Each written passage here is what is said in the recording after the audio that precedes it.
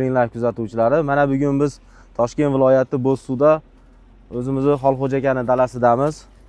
Xolxo'ja aka, hammer navidan ekibsiz aka, bir buni agrotexnikasi ma'lumotlarini bir berib o'tsangiz aka. Agrotexnika shu, har doimgidek oddiy ekilishi shu dorisiz ekildi. Dorisiz ekilgan. Ha, dorisiz. Yaxshi. Bitta bir 400 kilodan shu karbamid bir marta ishlov berdik. Bir marta kultivatsiya qilib, shu aronni ochayotganda 400 kilodan dori aylandida.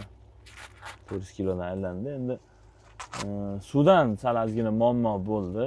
Imенно suv ichadigan, dori solgan paytimizda suv icha olmay ancha bir 15 kun, 20 kun cho'zilib ketdi. Oho. Endi 15 kun, 20 kun cho'zilgan holati ham, lekin makajo'xorimizni hozirgi holati yaxshi aka, suvdan. Yo'q, yaxshi. Hozir misol tonnaga oladigan bo'lsang ham tonnani yaxshi beryapti. Hozir 60-65 tonna. Ha, barakah. Tarozdan o'tyapti mashinalar hammasi.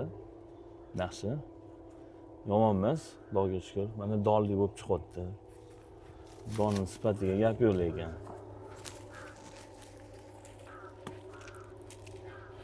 Donni ham ko'rib qo'yinglar.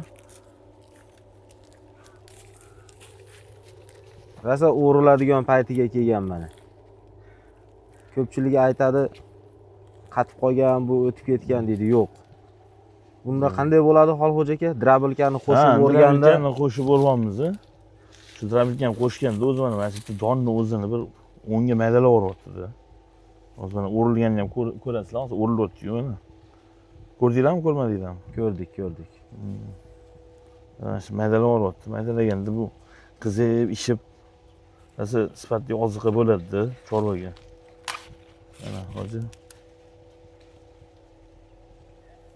Gapi yo'q aka, xirmonga baraka. Umidlarga Alloh baraka. quvvat bersin. Xo'p, rahmat sizlarga. Charchamanglar. Yaxshi urug'lar bilan